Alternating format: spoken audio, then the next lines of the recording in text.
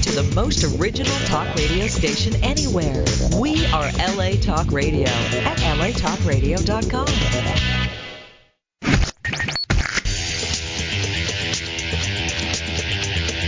You're listening to Question Reality. Question Reality with Priscilla Leona. Priscilla Leona. Only on LA Talk Radio. Hi, welcome to Question Reality. I'm your host, Priscilla Leona, and we are coming to you live from Los Angeles, California. Our show is broadcast every Sunday from 5 p.m. to 5:50 p.m. Pacific Standard Time. Now, if this is your first time tuning in, our show will help you to question your career reality. Now, this show is for you if you were, are, or might be considering a career in the entertainment industry. Our guests provide advice and tips and resource information on how and what it takes to successfully pursue a career in show business. And our guests work in various professions of entertainment, so that means that we will definitely have someone on the show sooner or later from a career that you are interested. You have to listen every week just to find out, or actually you can go to our website, a little bit easier. But if you want to check them out, past guests, read their bios, listen to the interview instantly, and download one of the shows, then go to the LA Talk Radio website. That's latalkradio.com, and you click at the link at the top of the website. It says Channel 1. We're on Channel 1, not Channel 2. And you scroll down and look for the graphic of our show, Question Reality, and you click the link. And this takes you directly to our archive page, and there you can view a list of all of the past guests. And our shows are also available for download on iTunes under the podcast section. So just type in Question Reality Radio in the search box, and there we are since 2008, all of our wonderful, lovely guests to get advice from on your career. And if you want to find out about our future guests, please, please, please go to the official website. That is Question Reality. What is my website address? I just forgot. I blanked out. Question Reality Show. Yes, questionrealityshow.com. Questionrealityshow.com. And there are all the little shows up until, we usually book about 6 months to a year in advance. So if you know anyone that's working in the entertainment industry that would love to come on the show and give our fans and our listeners some advice on their professions in entertainment, please, we are still booking. You can go, again, questionrealityshow.com, and all of the information is there. So if anyone wants to call in today and talk to our lovely, lovely guest, Josh Spear, you can do that. You can go right to the website. If you're listening live, you should have the number right there. It's right under Channel 1, so you can call in and talk to him today. Now, as I just mentioned, we have lots of different types of guests on the show: actors, singers, dancers, models, musicians, casting directors, you name it, we have them. And today we have a cute little adorable comedian named Josh Spear, and I have been trying to get him on the show forever and a day, but he is a busy little bee making people laugh, and we are lucky to have him here today. Stand-up comedian. He's a host, he's an actor, he's a writer, he's a thinker, he's a mogul in the comedy world. My God. So we're so lucky to have him, and we are going to talk to him in just a second. But if you want to kind of check him out while I'm going into an advertisement for my bread and butter, you can look him up on Facebook under, I believe it's facebook.com, and then it's comedian Josh Spear, and that's S-P-E-A-R, Josh, just like it's spelled, J-O-S-H, Spear, S-P-E-A-R. Now, before we talk to Josh, I want to tell you actors that I want you to keep in mind that just because some of the shows might be on hiatus, it doesn't mean that the casting directors stop looking for talent. Many of them are still casting projects throughout the year, as well as looking for talent for the upcoming season of their shows. So still go to casting director workshops more than ever, because now it slows down a little bit, and a lot of actors who may not have the know, like I have the know, or other people have the know, they think, oh, well, I don't need to go to casting director workshops. They're not really casting. But in actuality, you got to think this is a great time to go, because now they're not under so much pressure. They can really take time to go through all of the actors' resumes and do have a much clearer vision when they're at the casting director workshops, rather than looking at you and going, okay, you do your wonderful scene, your Academy Award winning scene, and they go, okay, great, thanks. And they really didn't even watch you. I hate to say it, some of them don't, because they got a lot of things on their mind. They got 10 projects to cast for. So that happens, unfortunately. But now is a good time because their minds slow down. And oh my goodness, I don't know what that is in the background, but I'm getting away from that. I'm going to blame that on Josh. God knows where he is. That sounded dark and demented. I don't want to know. But back to our advertisement, let's talk about a wonderful class that's coming up. If you're interested in doing commercials, commercials are big, big, big, and they pay a lot of money, and they don't take forever and a day to do. So if you may not have thought about that route, maybe you should. So this is there's a commercial casting director. His name is Chris Game, and he has cast a lot of national commercial campaigns for clients like Harley Davidson, Swiffer, Shell, Burger King, Dodge, Jeep, Chrysler, Wells Fargo, Beck's, Lego, Oscar Mayer, Kellogg's, Taco Bell, Blob, and the list is on and on and on. And his independent film projects include The Good Humor Man, starring Kelsey Grammer, Jason Segel, and Jorge Garcia, and also the movie The Uninvited, featuring Colin Hay. So he just finished casting his third film, Donner Pass, and Chris is also a co-founder and current member of the Elephant Theater Company.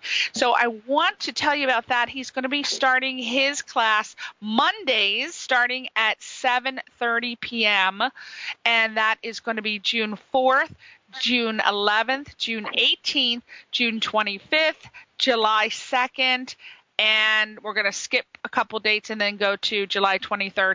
And it is only $325, and you can pay through PayPal. And if you want to find out more about that, go to the website trulyacting.com. Trulyacting.com. It is the Actors Creative Workshop, and they're at 2703 West Olive Avenue in Burbank, California. So that is a great class. I know a couple of people have taken a class with him. Really, really, really, really fun and informative. So there you go. That is the tip for the day. Now, let's tell you a little bit about our guest today, who's going to be on the show with his dog, apparently. I heard the dog in the background, so I think the dog will be on too. And hopefully we can get a woof woof out of him. But he's managed by the multi-talented Joel Richardson of Soul Joel Productions. And Josh is a comedian and host at the famous Caroline's Comedy Club in New York on Broadway. And in the past 6 months, he's opened for comedic stars like Gilbert Gottfried and Richard Lewis. And he's also been featured on Last Comic Standing, TLC's Little People, The Early Show on CBS, and in sketches on the Chris Rock and Conan O'Brien shows. So little Josh Spear is very, very, very in the know, fluent. And again, I think I wasn't wrong calling him an up-and-coming little comedian mogul. So without further ado, let's find out what's going on with Josh. And hopefully he's going to tell us a couple things like, do you have what it takes to be a comedian? He's going to tell us types of jobs you can get to supplement your income until you book the big gig, I think. And let's hear from him right now. Josh, are you there in New York City? Yes, I am. And no, there's no dog here. What was that I heard in the background? I could have swore I heard a dog. Is that your date from last night doing a special little call for you? What's going on over there? No, that would have been nice, though. No, that was actually another comedian, Dan Soder, on the tape, introducing me on a YouTube tape that I was making public while you were speaking. But when it started making noise, I stopped. You were multi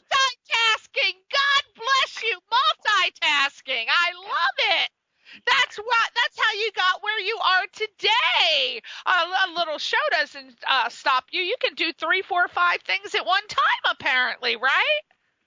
It does happen occasionally, yes.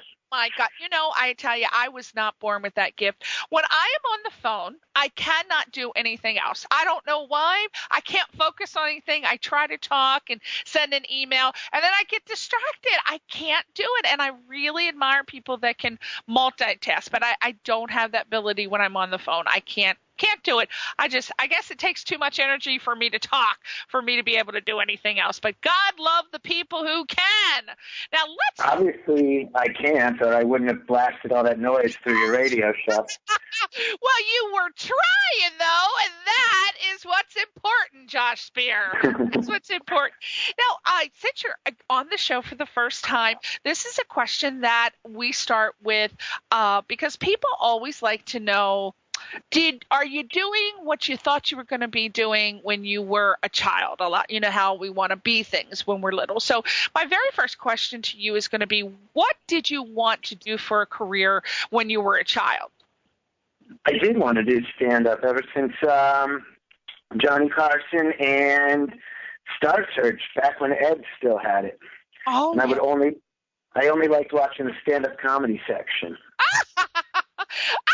I like that too, but I also like the singing a little bit. But yeah, I like the comedy too. But I was so small, I didn't really understand most of it. But I really thought that there was something special about it. I didn't understand as a child because I was too little. But I thought, hey, this person is making someone laugh. I think that's a cool job. Is that what you were really drawn to, the making people laugh, or was it coming up with stories? What did you like about it as a child that made you wanna do that? Well, I was always that was my thing. You know how we all have something we can do. Singing was definitely not something, so that wasn't on the list. And then I saw these guys up there being funny, like when they're hanging out with your friends, and I thought, I can do that, and that's the direction I'm going to go. It was like, I don't know, it was like acting plus being yourself. It was the perfect combination. Mm-hmm. Now, so I hear a lot of times that some of our greatest comedians did have a little problem focusing in school. So were you the class clown and fooled around and, did all that stuff? Or were you a very studious person and did your comedy on the side? How did that work as far as in school? And I ask that because I want mothers and fathers to know that this is how it worked out for Josh Spear. So look for this in your child. So what happened? Well, in algebra, I learned how to draw graffiti from Armando Velasquez, who sat next to me. And I talked a lot in one of my writing classes until I got busted for plagiarism off of Michelle Simon's paper. So I kind of shut down after that in that class. And I never got good grades, but I could never pay attention. But while I do comedy at night now and I don't have to be a waiter anymore, I am a college sophomore as an adult now, in addition to being a comic. Are you serious? That's fantastic. Really? What school do you go to? That's pretty cool. What do you take? I go to Kane University in New Jersey. Wow. Now, what made you decide, which is a wonderful idea, but what made you decide to re-enter the academic forum? Believe it or not, it was because I felt like I was lacking in discipline, and I could definitely write professional emails and everything, but it probably took me a lot longer than it should have. And I also always felt as though I didn't have a piece of paper to validate my own beliefs and my intelligence, so I thought I'll go get that degree/certificate. And I come from an academic family, so one of my uncles kept talking to me every 6 months to a year until instead of asking myself, why would I go to school, I asked myself, why wouldn't I go? And now I do that during the day, get a lot of comedy writing done in my creative writing classes, and get grades for them. So it's a nice combination. I enjoy it. And you must have a lot of, I would imagine, not being a comedian myself, but I would imagine that you get so much material from everywhere you go, everything you do, and the people you meet. So I would also imagine you get a lot of material from your current schooling that you can write things at night, come up with things for jokes, because I would think that people would be doing some weird things at school that you would be exposed to. Is that a place where you get some jokes from? Well, I mean, I'm not really picking on the people I go to school with, except from my philosophy class. I got a few things I mentioned on stage out of there. And I'm using the paper that I had to write for my final in history class as material. So I've been pulling paragraphs out of that. I wrote a funny page for my history class, like my actual final was funny. So I've been dragging some of that out and using it on stage. Not reading it, I just work it in, Same beliefs, I'm still the same person, whether I'm at school or on stage, so it works out nicely. That is wonderful. So I would say that this is something that you, from your experience so far of going back to school at a later time rather than, high school, college, blah, blah, would you say that you would recommend this to other comedians? And if so, what would be some, other than what you mentioned before, what would be some other reasons why this would be a good idea? Because I know a lot of comedians have said, God, I really want to go back to school. I know at least 3 of them who have said that, but for some reason they don't do it. What would you say to encourage that? Well, I never went in the first place because I was more of a wild kid. So I would say that you can get more comedy done in school than you can in comedy. And if you're already doing enough comedy and then you get to mix them together, it's like a great run. Obviously, I don't ever know if it'll go anywhere, but an agent that I was friends with when I was on stage, I was telling one of my truth stories, and he asked me, do you have a script for that? So I said, oh, yeah, I'm working on that in playwriting class right now. And I actually did work on it in playwriting class, and I got what I hope will turn into a pilot done in playwriting class on Wednesdays. And it was extra motivation for school and extra motivation for comedy at the same time, because I was going after an A and another, opportunity at the exact same time. Well, that's a good point you brought up. A lot of times comedians, I don't know if a lot of people realize, the younger people rather, that when you decide that you want to be a comedian, that it's more than just writing your jokes. You may want to expand into different areas of entertainment, such as writing for television or writing film or writing plays. And there is a formula to comedy. There's a 1, 2, 3 formula that a lot of people don't know about, but when you write, you need to know that 1, 2, 3 formula when it comes to hitting the punchline. And so do you recommend that maybe the younger people that think they want to pursue a career in comedy, while they may not want to, maybe they're adamant about not going to college, about being forced by their parents, but do you recommend that they at least take some creative writing classes or something to help them, even though they're being pursued by their parents aggressively to be a doctor or be a lawyer? They could kind of sneak in a creative writing course. How would they do that, or what should they do? Well, as far as the writing goes, I used to do it in my head as a young comic. That's not even where it comes from. But you want to start sharing even more and more of what you're thinking about than stand-up. Not that stand-up doesn't have boundaries. It will allow you to talk about anything you want. But then you start thinking about great things that happen, and they need to be captured in scene form. They're not, everything you think of isn't necessarily stand-up. And a lot of comics get asked to write articles and stuff, so you have to be ready for that. But also in the beginning, I recommend going to college because I didn't, and you're going to have a crappy day job for a long, long time in stand-up comedy unless you hit a miracle. So you might as well have a better crappy day job than being a server or some of the things I've done. It's like you're going to have to put time in. It's just like anything, and it's certainly not like a normal job. So while you're pursuing that, you'd rather be working at an advertising firm and not getting sleep than you would be waking up and waiting on tables, because it's not even a nighttime restaurant job when you're a comic. You're busy at night. It's not like being an actor. You don't even get the good shifts because you're working brunch and lunch. That is a very good point. That is a very good point. No one has ever brought that point up before as a comedian. Absolutely, because the good shifts are at nighttime.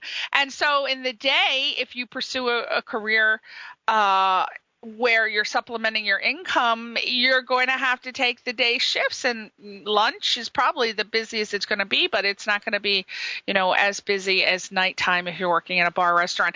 Are there any other jobs other than the waiter, the waiter job or the bartender job that you have seen or maybe even participated in that you could supplement your income that is okay money? Well, I know 5 different comics that were lawyers and kept doing comedy until they didn't need to be lawyers anymore. And some of them, like I said before, there was an advertising executive around. And then some of them just have your usual jobs people complain about, sitting in a cubicle. And, a lot of them are website builders. And you're at the beginning of comedy, and for a while, you're going to have to do the same job that you might have been doing if you weren't doing comedy. So you might as well do that. There's even a dentist who's around, and he's still a dentist, Wow.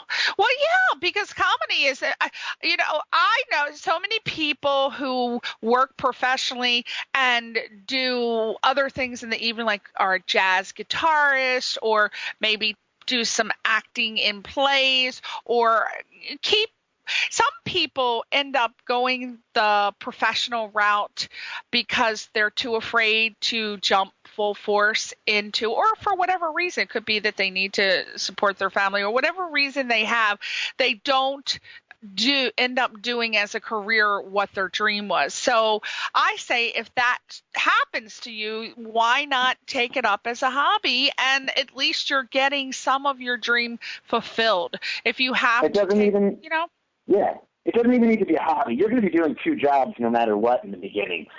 So, you might as well be running them both simultaneously. If you want to be a comic, you just need to be like, it's like the opposite health-wise. So you need to be athlete strong. You need to go do comedy every night. You need to work every day. There is no way to do one or the other. You're doing both until comedy takes over. And there's no way around that unless your parents are footing the bill. And the other thing to do, too, for if you actually are young and you're going to college, take all the writing courses and hang around the clubs, after you get your homework done, and meet the older comics and get yourself an internship or a writing job for these comics and Comedy Central and the Onions and all those things. And hopefully by the time you get out of school, you might actually have a form of comedy waiting for you. But if you're just going to go stand on stage and now there's 50,000 comics for every 500 that there used to be, you're not going to make a living at it in the beginning. You're going to need the time to separate yourself from the crowd and to find yourself and become good at it and go through phases. One year you'll make a bunch. The next year that show went off the air or something happened or the booker changed. So you just need to be ready for life and stand-up comedy. And sometimes it's one and the same. Now, what 3 characteristic traits do you think it takes to be a successful comedian? Because it's not just having the skill. I mean, it's not just, some people think, oh, well, I'll just go and take some comedy classes and I'll be funny. Everybody does that. Everybody seems to think that, oh, the comedy classes, that's what's going to do it. I don't think I'm funny enough yet, but that's going to do it. And maybe it will, maybe it won't. It could spark something. Who knows? But you also have to have, just like you have to have in any job, and I really stress this so much, you have to have the personality to kind of match that. Like, for example, if you're a mortician, and you think, God, I've always wanted to sell cars. Do you really have the personality to do that? So what characteristic traits do you think, maybe 3 to 5, any 3 minimum, that you think it takes to be a successful comedian? Obviously, you have to be patient because it could take forever, but, what else? Well, you need to be thick-skinned. You need to be able to stay up at all hours. You need to be able to explain to every person you know while you're still doing it.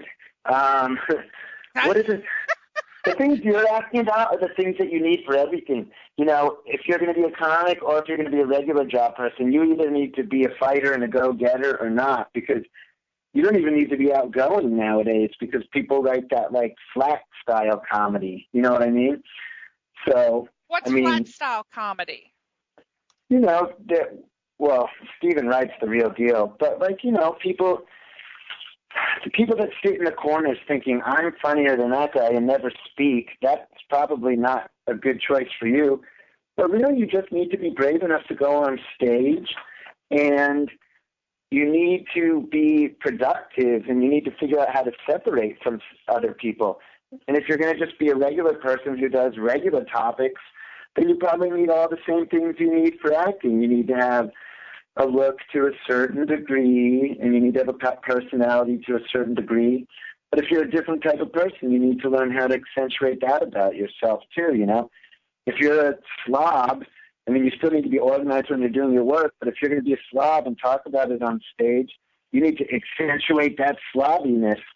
You need to become the greatest slob that ever lived, There are a lot of comedians that I've talked to that say that they actually got into comedy because they have ADHD, which I found fascinating, or they think they have it. I don't know if they're joking or if I don't even believe in that. Yeah, I don't know. I think they're just joking with me, but sometimes I thought, I don't know. What exactly do you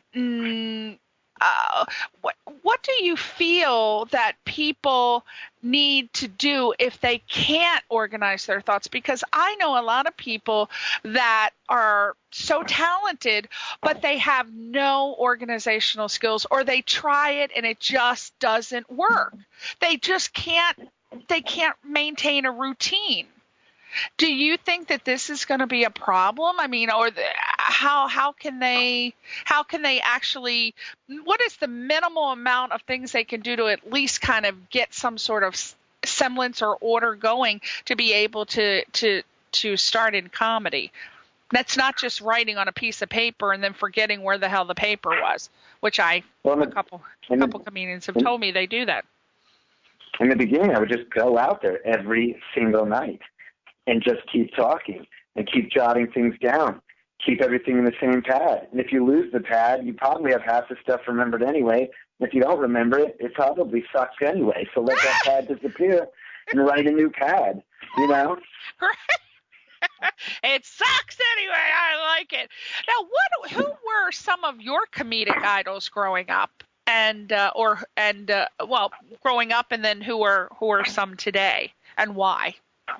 Well, I liked them all. I used to work at the Comedy and Magic Club in Hermosa, standing in line telling jokes.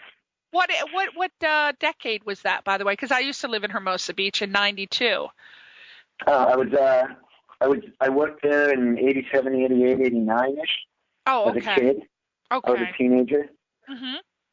And I would go sit in line. I saw them all. I saw Tim Allen and Bob Saget and Damon Wayans and Jim Carrey and Larry Miller and I saw Gary Shandling and Bob Saget on stage at the same time. And when I moved to New York in '91, there was a video store at the time where everything was still VHS, and they had a comedy section. So I took out every single video the store had every night that I didn't have a gig until I'd seen them all.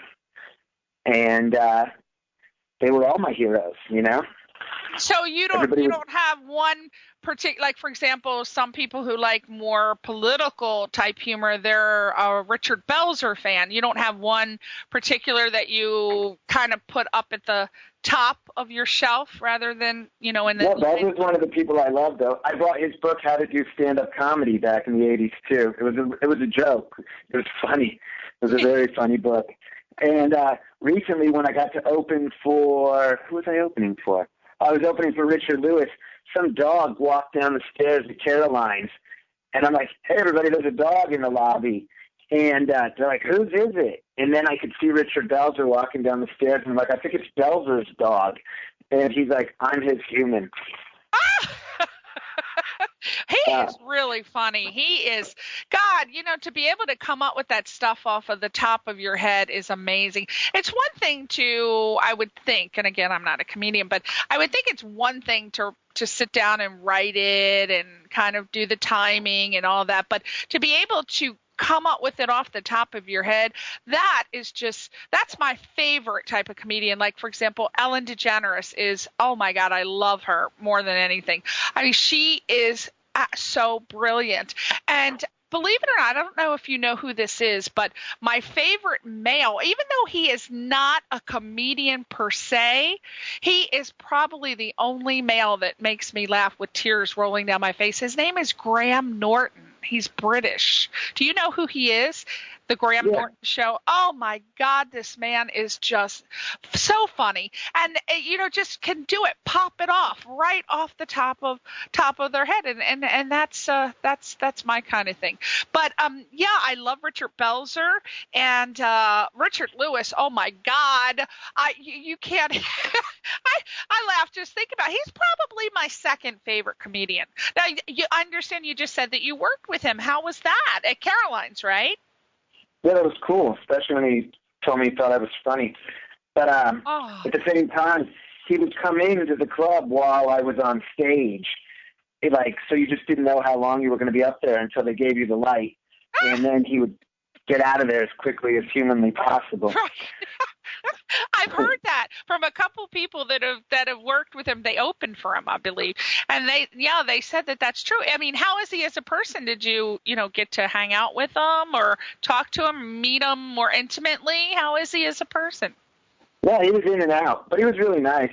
Plus, he just reminds me of relatives, Yeah. Yeah, he seems like Richard Lewis seems like the relative that everybody has. Somebody has a relative like Richard Lewis. Well, especially if you're Jewish. Yeah, exactly. And he's when you say his name, everybody knows who he is. For example, I have a friend named Gary Delfino who wrote this.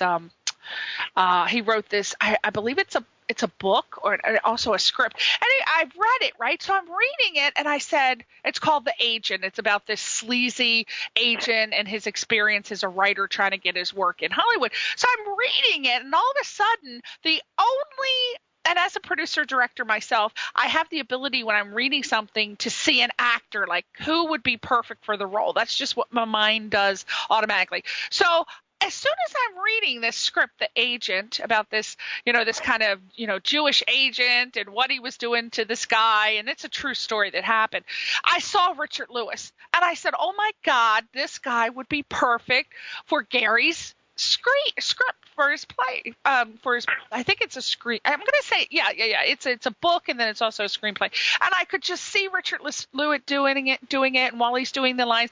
So Richard Lewis is a comedian that all you have to do is say the name, and you just kind of know exactly what type of comedy style he has. When you say Ellen DeGeneres, that's the kind of comedy style. And who do you feel, as one of your idols, what do you feel your style closely resembles? Like, sort of, are you more Ellen DeGeneres? Are you more Richard Lewis? Are you more Jim Carrey? Are you more, what do you, not exactly, but in the same realm? Who would you say that your comedy is like for people who hear this broadcast and say, hey, I might want to go check Josh out? Well, I don't want to sound evasive, but I think I sound like myself. I spent a lot of time. Answer. I'm dead serious, too. It sounds like such a cop-out. Okay. I've spent so much time trying not to make sure I don't sound like anybody else. Okay. Whether it's right or wrong, I've spent my entire on stage life just getting back to me before I went on stage for the first time when I was just with my friends or my family. Like, I only want to be funny the way that I can be funny. I don't even have that 1, 2, 3, 4 set up punchline type of thing because that's not what I ever did in real life. That doesn't make me funny anymore. If I be quote unquote funny, I am not funny. But if I do what it is I do, some lines I have one line, and sometimes I tell true stories, and sometimes I do have jokes that I've thought of, and some of them are 3.5. I have 5-minute stories, and I have 2-second lines, but it's just me pulling things out of my life to make me. I didn't pick, it's not like being a musician. I didn't pick a genre. And I tried a lot of things when I was young, but then I thought I was a badass, so I would try to be a badass comic, or I thought I was this, or I thought I was that. But eventually I just stayed true to myself all the time, and I am just me. Well, personally, I found that the funniest comedians have a distinctive style when they perform, and it could be you, and they say, oh, well, my comedy is similar to Josh Spear, or my comedy is similar to Jim Carrey, because Jim Carrey adds in some impressions. He does sort of celebrity impressions, or he does faces or things like that, and that's how. I don't do that. Yeah. So, how does one get or find their own distinctive style? I mean, what if is it just a matter of trying different things, and then when people laugh the most, that's the thing you need to stick with? Or what if you like doing a certain kind of thing and it's not really going over, but yet the style that you do that's not really your favorite, that seems to get the most laughs. How do you find your style? How do you do that? Well, I mean, I guess I've gone down the route where, I've thrown something out there and people laughed, and I got caught up in those moments and headed that direction, but then I just got sick of myself. So I just stopped and went back to being happy with what I was saying. But, if you're searching around and you don't know who you are or what you want to do, I don't know how to tell you to be a comic. If you know who you are and you know how you make people laugh and what's funny about yourself, then you just strive to be yourself. If you're going to sit back and make something up, I mean, I guess you can make up a character, but you might as well be doing sketch at that point, Mm-hmm. And I don't think there is a way. The question they're asking, there is no way to figure out how to be funny. If you're not funny, you're not funny, I would think so, but everybody thinks there's a formula to it, just like people think, oh, I'm going to be the greatest actor if I take classical acting. Not necessarily, because that might not be your thing. Some people think, oh, I'm only an actor if I study Shakespeare, but that's not necessarily the case. So so you're saying that you just have to keep doing it until you find your groove, till you find what works for you, and so it's sort of like playing Russian roulette, is it not? Right. I mean, yeah, you do want to shoot yourself in the head. No, it's not like playing Russian roulette. Like, until you find the big bang, the one that your style that you love. If you know what you're digging for. When I started, I was only, I knew I had thick skin, and I knew things weren't going to go right. The first 5 times I went on stage, I didn't even come close to getting a laugh. And then I sighed out of exasperation, and everybody laughed. And I didn't think oh, I'm going to be the sighing, depressed guy, but at least I was like, oh, this is the first second that my personality came out through what I was trying to do. It is like a sport in that way, as far as I'm concerned. You just need to, if you want to be able to run a long distance, you need to run a short distance first and then build up every day from there. It's just a lot of hard work, like anything else, If you want to do comedy because you don't want to have a real job, then you're going to find out that in order to succeed at comedy, you have to do it just as much as a real job, if not more. It's not 10 minutes of being funny. It's like 23 hours of the day before of not getting sleep, thinking, how am I going to get the best out of that 10 minutes and be awesome and spectacular and stuff. Like, it takes just as much time as a real job if you care about it. My God. It's now, it sounds like, well, I think that with anything, depending on a little luck and hard work, that you can eventually reach your goal if you want to achieve yourself in the acting world or singing, dancing, whatever it is. But some people have a harder time than others. What is the absolute worst experience that you've had trying to pursue a career as a comedian, and what did you do to overcome that? What was your lowest low for people out there right now who are trying to pursue a career as a comedian, and it may be like the worst thing that's ever happened to them, and maybe they can find inspiration from something that happened to you where you picked yourself up by the bootstraps and just got back up there on the horse. But you were real low, man. You were like down and out in Beverly Hills. I don't know if any of my lows are comedy related. They're just like life related. You know, you get nailed by, you lose the day job and the booker changes or you don't get spots. Mostly you do an audition and you won't get chosen. And then you just scrutinize over that. But it's a little bit of lows. I really think comedy is like life. It's so simple as that sounds. Like some days you just need to be a person who can pick yourself back up. You know, whether you're in comedy or doing what you're doing, you just always need to be picking yourself back up.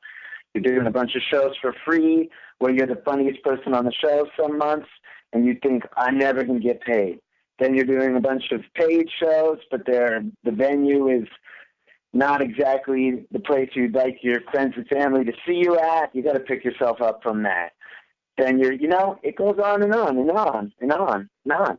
You just need to be strong. And fight. It's not comedy related. It's life related, you know? Yeah. Mm-hmm. It's really hard for some people to be strong who don't handle rejection well. So you might want to keep that in mind. People who have a hard time handling rejection, it's just part of life. You get rejected, you move on to someone else. You can get 1,000 no's and then you get one yes, and that's all you need.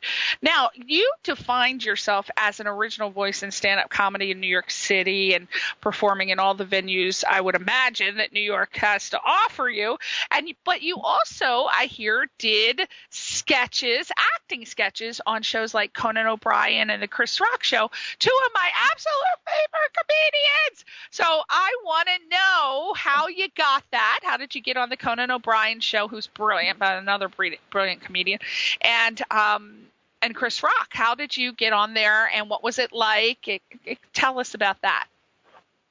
Well, to be quite honest, I mean, I just been doing comedy around. I forget who even made the phone call, but they're like, you want to come in and dress up as a mugger and point a gun at Conan O'Brien's head? And I said, yes.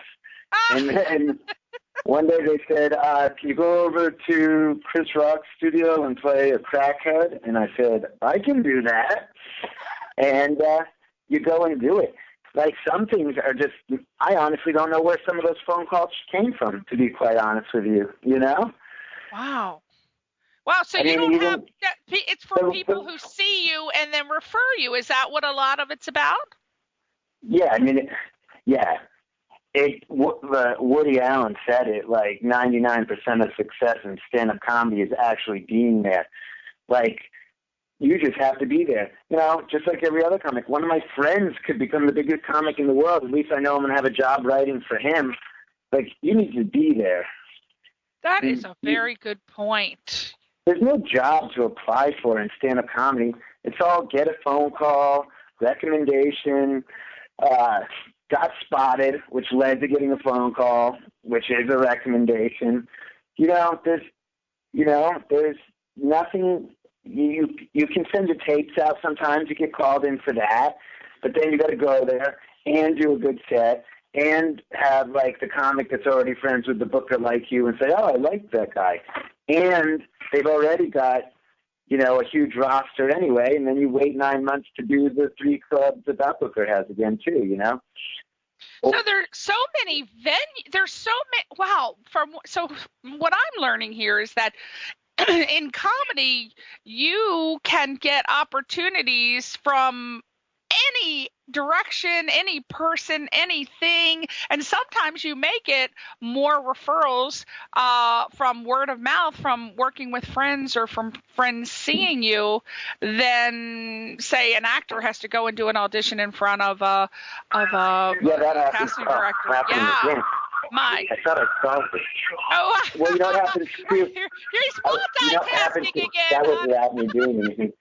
See, I'll just move to another room and solve this problem. What is it, gone crazy? You can't stop it? You're. Well, I can, but I need to go closer to it in order to do that, and I'm going to blow us out for longer. We'll just run from it. See, no yeah, it does happen that way. You just have to be there. You really just have to be there. And you can't burn your bridges. You can't burn your bridges, people. You got to show up. You can't be late, and you have to honor your commitments. You can't flake out, because that is very, very important. Correct? Well, that's one of the good things about comedy. I've been doing this for a long time, and I was, young and stupid at some points, and like wild and aggressive. Like, you can burn bridges and go back and fix them all those years later. At one point, I was living in Australia, and then I had to come home and break back into New York City all over again, the city where I started. Yeah, because you went to Australia to do the Finding Tom tour, right? No, that was here in America in 2007. Yeah. I chased a girl to Australia, but they had a lot of comedy down there, so that was great. Oh, so you chased a girl romantically, and you just ended up doing comedy in Australia. Okay. There you go. That's about an adventure. I would imagine you get your comedy from adventures, and so you got to go out there and do more than the average person who just sits at home and doesn't do that much, because you need to be out doing things and meeting people and have experiences to get more comedy material, I would imagine. Am I right? The way I do it is, but that's how I lived my whole life. That's why I didn't go to school when I was a kid. I wasn't about to go straight to school and hang around in the suburbs for the rest of my life. I just kept chasing. I made a few bad decisions just based on the fact that they were more exciting. I want to talk real quick, because we got 2 minutes, but I want to talk about you were on Last Comic Standing. I love that show, and I'm very upset that they canceled that. Tell me about your experience on Last Comic Standing. I didn't get a phone call for that, but somebody made a call for me, so instead of having to wait in the 400-person line, I only had to hang around in the 88-person line, and then I got in there, and I did my 3 jokes, and what happened? Oh, they even put up a clip. They put up a clip that wasn't even the reaction that I got from the judges when I got the judge. When they put me on in the beginning, they put me in with the crazy dude in the gorilla suit. Oh, I remember that. Yeah. Oh my God, I remember that crazy guy in the gorilla suit. They actually loved the gorilla guy. What, you came on before him or after? I don't know. I was already on the road when it came out, so I didn't even get to see it myself. To be quite honest, I was already driving around, staying with strangers that I didn't know off of MySpace, but they were my MySpace friends, so they must really be my friends, right? Theoretically speaking. So. Well, my God, yeah, that was a good show. I really think, I don't know why we have a ton of singing shows, just a ton, and it just keeps expanding. But we don't have the same in the world of comedy, and that was kind of the forerunner, but yet nobody has come in and created another show like that. So I'm very upset. I hope they do more of that. Well, Josh, what is coming up for you? What are you doing now? What's going on? Tell us so we can come out and see you or look for you. What's going on? Well, I'll be all over the tri-state area soon. I'll be at the Brokerage in Long Island and the Bananas and Jersey, and I'll be at Scotty's in Jersey, and I'll be at Broadway Comedy Club in New York, and I'll be at Caroline's in New York, and I'll be at Comics in Connecticut, and all that's like in the next 2 months, I think. So if we want to see you, you're definitely still hosting at Caroline's on Broadway, though, Monday and Tuesday. I am there. What am I there? I'm there not this Monday, the Monday after, and I think the Monday after that, maybe the one after that, or there's a space in there somewhere. But you can just. Do you have a website that we could look you up with your schedule? Do you have your own website, or are you just on Facebook? That is literally being built as we speak. But right now, Joshua Matthew Spear on Facebook is a great way to get a hold of me, and I can answer all emails, or I will tweet it up on my Twitter, and it'll come through onto my Facebook, or you can check my Twitter, which is Spear Josh. Spear Josh on Twitter. Well, there you go, Josh. You have completed your radio interview on Question Reality, and I bet you have a lot of people questioning their reality of being a comedian. After talking to you, they're going to think much more about it and put a lot more consideration and thought into it. Well, I want to thank you so much for being on the show. Josh Spear, everybody, go and see him at Caroline's or look for him on Facebook and Twitter and go see him. When I come to New York, I'm coming to see you for sure. Good. All right. I'm going to pick a time when you're opening for Richard Lewis so I can pitch him a script. No, I'm kidding. You got to stand by the doorway for him because he's like a bat out of hell coming out of that damn thing. Thank you, Josh Spear. Thank you, everybody, for listening. Please go and see Josh Spear. He is the up-and-coming comedy mogul, as I said earlier. Thank you for spending time with us. Thank you for listening. Say goodbye to your audience, Josh, in whatever way you want to say it. Goodbye, everyone. Goodbye, Priscilla. It's been the greatest night of my life as well. Oh, yeah. You typical comedian. Thank you, darling. Happy, oh, God, it's not Father's Day yet. Bye, everybody. That's it. Bye.